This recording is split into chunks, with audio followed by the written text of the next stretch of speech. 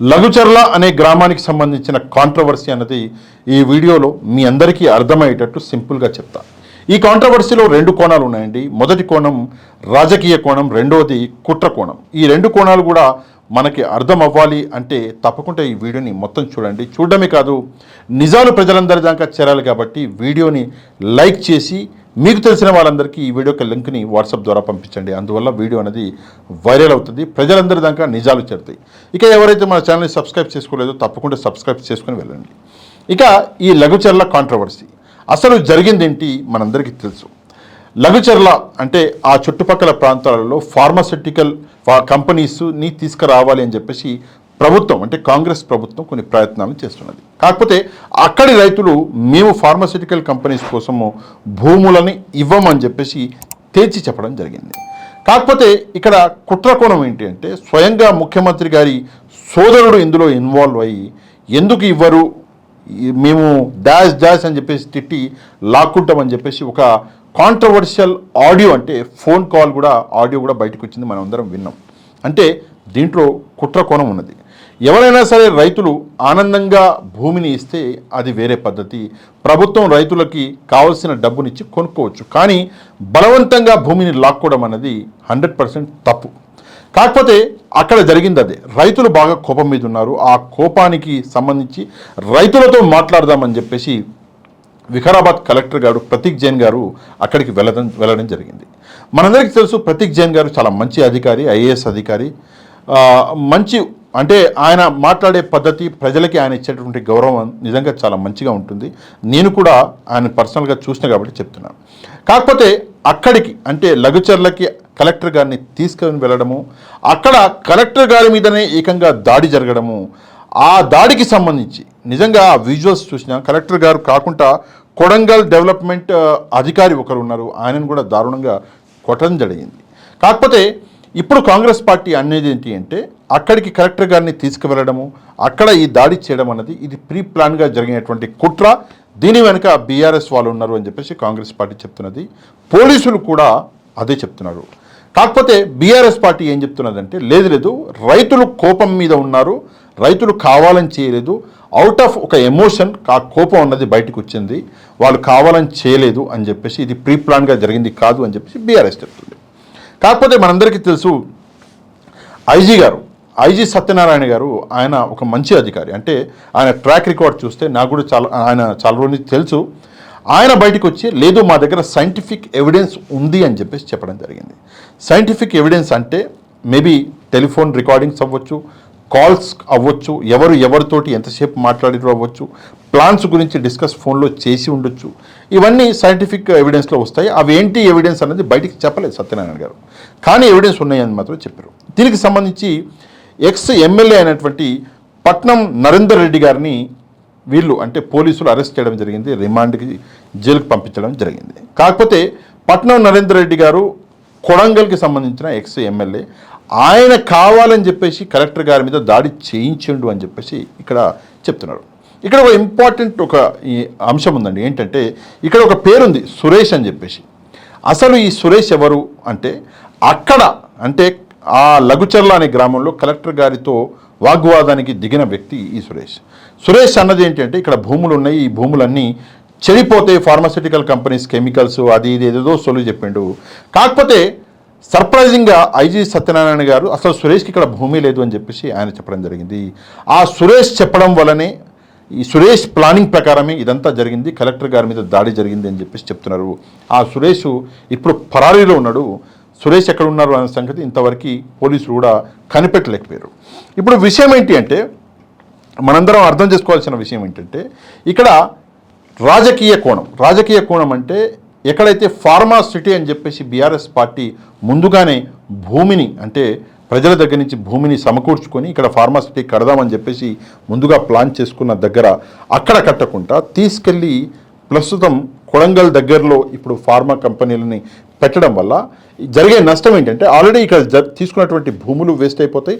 అక్కడ ఎవరైతే ప్రజలు భూమిని ఇవ్వను అని చెప్తున్నారో వాళ్ళని బలవంత పెట్టినట్టు అవుతుంది ఒకటి. రెండవది ఒక కొత్త కుట్ర అంటే కుట్ర కోణం కూడా ఇక్కడ ఒకటి మనం అర్థం చేసుకోవాలి. అక్కడ ఫార్మాసిటీ అంటే ఫార్మా కంపెనీలు అక్కడికి వస్తే అక్కడ భూములు పెరుగుతాయి, అక్కడ భూములు ముఖ్యమంత్రి గారు వాళ్ళ కుటుంబ సభ్యుల భూములు ఉన్నాయి కాబట్టి అని చెప్పేసి కూడా కొంతమంది అంటున్నారు. అందులో నిజాలు మనకేం తెలియదు. కానీ ఈ మధ్య కాలంలో ఏం జరిగింది అంటే కలెక్టర్ గారి మీద దాడి జరిగిన తర్వాత నిజంగా ఏదైతే గ్రామం ఉందో లగచర్ల, ఆ గ్రామానికి సంబంధించి రైతులు ఎవరైతే ఉన్నారో ఆ రైతులని కొట్టడం జరిగింది పోలీసు వాళ్ళు. ఎంత దారుణంగా అంటే రైతులని అరెస్ట్ చేయడానికి అని చెప్పేసి వచ్చి వాళ్ళ కుటుంబాలు అంటే తలుపులు పగలగొట్టుకుంటూ మహిళలు అని కూడా చూడకుండా మహిళల మీద దాడి చేసి కొట్టి మరీ వాళ్ళని అంటే రైతులని లాక్కెళ్ళడం జరిగింది. నిజంగా ఎంత దారుణము అంటే ఎవరైతే ఆ ఫుటేజ్లో కనిపిస్తున్నారో వాళ్ళందరినీ 1 by 1గా అంటే ఒకసారి కొంతమందిని మళ్ళీ ఒకసారి కొంతమందిని అట్లా అరెస్ట్ చేసుకుంటా పోతున్నారు. నేను అనేది ఒకటే, ఒకవేళ ఎవడన్నా తప్పు చేస్తే ఓకే, అది రైతులలో ఇప్పుడు ఎవరైతే అరెస్ట్ అవుతున్నారో వాళ్ళలో చాలామంది చదువుకొని వాళ్ళు ఉన్నారు. వాళ్ళకి చట్టాలు తెలియదు, వాళ్ళకి ఒకటే తెలుసు ఏంటంటే ఎమోషన్, నీతిగా బతుకుతాము, మాకెవరైనా అడ్డం వస్తే మేము వదిలిపెట్టమని చెప్పి ఊళ్ళల్లో ఉంటుంది జనరల్గా జరిగే పరిస్థితి. అట్లా వాళ్ళు చేసిరు. కానీ వాళ్ళు కావాలని చేసిర్రా అంటే నిజంగా ఏ రైతు కూడా కావాలని చెప్పేసి కేసులలో ఇరుక్కోడు, కావాలని చెప్పేసి ఏ ప్రభుత్వ అధికారిని కొట్టడు. అది కడుపు మండి వాళ్ళు చేసినటువంటి పని. అంతేకాని దీంట్లో కుట్రకోణం ఉందా లేదా అంటే కాంగ్రెస్ పార్టీయే ఒక కొత్త రాజకీయం చేస్తుంది అని చెప్పేసి అర్థమవుతుంది. ఫర్ ఎగ్జాంపుల్ పట్నం నరేందర్ రెడ్డి గారు ఉన్నారు, ఎక్స్ ఎమ్మెల్యే. ఆయనకు కూడా తెలుసు కలెక్టర్ మీద దాడి జరిగితే పర్యావసానాలు ఎట్లా ఉంటాయో, ఆయన ఎందుకు చేస్తాడు. నెక్స్ట్ కేటీఆర్ గారి పేరు కూడా వచ్చింది ఇందులోకి అని చెప్పేసి కొంతమంది చెప్తున్నారు. కేటీఆర్ గారికి కలెక్టర్ అంటే ఏంటో తెలుసు, కలెక్టర్ బాధ్యతలు అంటే ఏంటో తెలుసు, కలెక్టర్ మీద ఒకవేళ ఇట్లాంటి దాడి జరిగితే పర్యావసానం ఏంటో కూడా కేటీఆర్ గారికి తెలుసు. అట్లాంటి కేటీఆర్ గారు ఈ పని ఎందుకు చేస్తారో ఒకసారి అర్థం చేసుకోవాలి. ఇది ప్యూర్లీ రైతులకి కోపం రావడం వల్ల జరిగినటువంటి సంఘటన. కానీ దీన్ని మొత్తానికి రాజకీయం చేసి కాంగ్రెస్ పార్టీ బీఆర్ఎస్ మీద వేసే ప్రయత్నం జరుగుతున్నది. కాకపోతే కాంగ్రెస్ పార్టీ ఈవెన్ పోలీసులు కూడా కుట్ర కోణాన్ని కూడా ఛేదించాలి. ఇప్పుడు ఏదైతే సైంటిఫిక్ అనాలిసిస్ చేసినాము, సైంటిఫిక్ ఎవిడెన్స్ ఉన్నాయి అని చెప్పేసి చెప్తున్నారో అది ఉన్నది సురేష్ అనే వ్యక్తి ఎవరైతే ఉన్నాడో అతడు రెచ్చగొట్టిండు రైతులని చెప్పేసి ఇక్కడ ఉన్నది అని చెప్పేసి చెప్తున్నారు. అట్లాంటప్పుడు సురేష్ని పట్టుకోండి, సురేష్ని శిక్షించండి. అమాయకులైనటువంటి రైతులని ఇట్లా ఇండ్లల్లోకి దూరి రాత్రి వేళలా పగటి వేళలా ఇట్లా ఇబ్బంది పెట్టి మహిళల్ని చెప్పరాని చోట, చెప్పుకోలేని చోట, చూపించుకోలేని చోట ఇంత దారుణాతి దారుణంగా కొట్టడం వల్ల సమాజంలో ఒక చెడ్డ పేరు అనేది కాంగ్రెస్ పార్టీకి వస్తుంది. కానీ ఆ పేరు అనేది మంచిగా మారదు. మనందరికీ తెలుసు గత కొన్ని రోజుల నుంచి హైడ్రా పేరు మీద కాంగ్రెస్ పార్టీ చేస్తున్నటువంటి దాష్టికాలే చాలా దరిద్రంగా ఉన్నాయంటే ఇప్పుడు ఏకంగా రైతుల మీద రౌడీయిజం చేసే ఒక కొత్త ప్రయత్నం అనేది జరుగుతున్నది. అది తప్పు. నిజంగానే రైతులు కోపం వచ్చి కొడితే రైతులని మీరు కౌన్సిలింగ్ అనేది ఇవ్వండి, రైతులకి మంచి చెడు చెప్పండి. ఇది తప్పండి, కలెక్టర్ అంటే ఎవరు, కలెక్టర్ గారి బాధ్యతలు, ఆయన పవర్స్ ఏంటో రైతులకు అర్థమయ్యేటట్టు చెప్పండి.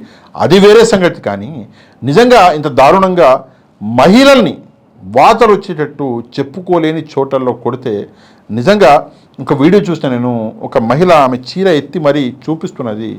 అంటే ఊళ్ళల్లో జనరల్గా ఉంటుంది, అట్లా వాళ్ళు అది చేయరు. కాకపోతే నిజంగా చూస్తుంటే మానవ జాతి అన్నది ఇంత నీచానికి దిగజారుతుందా అని చెప్పేసి సిగ్గేస్తున్న పరిస్థితులు కనిపిస్తున్నాయి. అట్లాంటి పరిస్థితులు తెలంగాణలో రాకూడదు. ముందుగా ప్రభుత్వం సమాధానం చెప్పవలసిన విషయాలు రెండే. ఒకటి, ఫార్మాసిటీ కోసం ఆల్రెడీ భూములని మొత్తం అరేంజ్ చేసి పాత ప్రభుత్వం బీఆర్ఎస్ ప్రభుత్వం పోతే మీరు అక్కడ ఫార్మాసిటీ కట్టకుండా ఎందుకని చెప్పేసి రైతుల భూములు ఇవ్వను అని చెప్తున్న చోట ఫార్మాసిటీ కడుతున్నారు. దీనికి ప్రభుత్వం సమాధానం చెప్పాలి. దీంట్లో ప్రభుత్వ పెద్దలకి ఏంటి రాబడి, ఏంటి ఇన్కమ్, దీనికి కూడా ప్రభుత్వం సమాధానం చెప్పాలి. మూడవది, ఎవరైతే ఎక్స్ ఎమ్మెల్యే పట్నం నరేందర్ రెడ్డి గారిని అరెస్ట్ చేశారో దానికి సంబంధించిన సైంటిఫిక్ ఎవిడెన్స్ ఏంటి అన్నది బయట పెట్టాలి. నాలుగవది, కేటీఆర్ గారి ఇన్వాల్వ్మెంట్ అని చెప్పేసి నోటికి వచ్చినట్టు ఎవడు పడితే వాడు మాట్లాడుతున్నారు. ఆ ఇన్వాల్వ్మెంట్ ఏందో దానికి సంబంధించి కూడా ప్రూఫ్స్ అన్నది బయట పెట్టాలి. అన్నిటికంటే మేజర్ ఏంటంటే ఈ రైతులు ఎవరైతే అరెస్ట్ చేసి దారుణంగా ఈరోజు తీసుకెళ్ళి జైళ్ళలో పడేసారో ఆ రైతులని అన్కండిషనల్గా వదిలిపెట్టాలి. ఎందుకంటే రైతు అన్నవాడు అన్నం పెట్టేవాడిని తీసుకెళ్ళి జైళ్ళలో పెడతాం, కష్టపెడతాం అంటే నిజంగా ఇది దారుణం. ఇంకో విషయం ఆలోచిస్తే అర్థమయ్యేది ఏంటంటే ప్రతి కష్టం రైతుకే వస్తుంది. ప్రతి కష్టం ఈవెన్ ప్రకృతి వైపరీత్యం వచ్చినా రైతుకే కష్టం, ఒక రాజకీయ నాయకుడికి కోపం వచ్చినా రైతుకే కష్టం. ప్రతి కష్టం రైతుకే వస్తుంది కాబట్టి ఇంకా రైతుల్ని కష్టపెట్టడము అన్యాయం. కాబట్టి దయచేసి ప్రభుత్వం రైతులని అన్కండిషన్గా వదిలిపెట్టి వాళ్ళ మీద ఎట్లాంటి కేసులు పెట్టకుండా వాళ్ళని రిలీజ్ చేయాలి. రైతులను కూర్చోపెట్టి ఒక కలెక్టర్ గారిని కొడితే ఏముంటుంది, ఏంటి పర్యావసానం అన్నది వాళ్ళకి అర్థమయ్యేటట్లు కౌన్సిలింగ్ అన్నది ఇవ్వాలి. అంతే తప్ప 4 రైతులను తీసుకెళ్ళి అరెస్ట్ చేస్తాము, అక్కడ ఉన్నటువంటి రైతులను భయపెట్టి ఆ భూములను లాక్కుని ఫార్మాసిటీ వాళ్ళకి అమ్ముకుంటాము అంటే నిజంగా ఇది కరెక్ట్ కాదు. ఒకసారి కాంగ్రెస్ ప్రభుత్వం దీని గురించి ఆలోచించాలి. ఈ వీడియోని తప్పకుండా వైరల్ చేయండి. వీడియో కింద ఉన్నటువంటి లైక్ బటన్ని ప్రెస్ చేసి వీడియో యొక్క లింక్ని మీకు తెలిసిన వాళ్ళందరికీ వాట్సాప్ చేయండి. వీడియో అన్నది ఆటోమేటిక్గా వైరల్ అయిపోద్ది. ఎవరైతే మన ఛానల్కి కొత్తగా వచ్చారో, ఛానల్ని సబ్స్క్రైబ్ చేసుకోలేదో తప్పకుండా ఛానల్ని సబ్స్క్రైబ్ చేసుకోండి. నెక్స్ట్ వీడియోలో మళ్ళీ కలుద్దాం. అంతవరకు థ్యాంక్ యూ వెరీ మచ్. జై హింద్.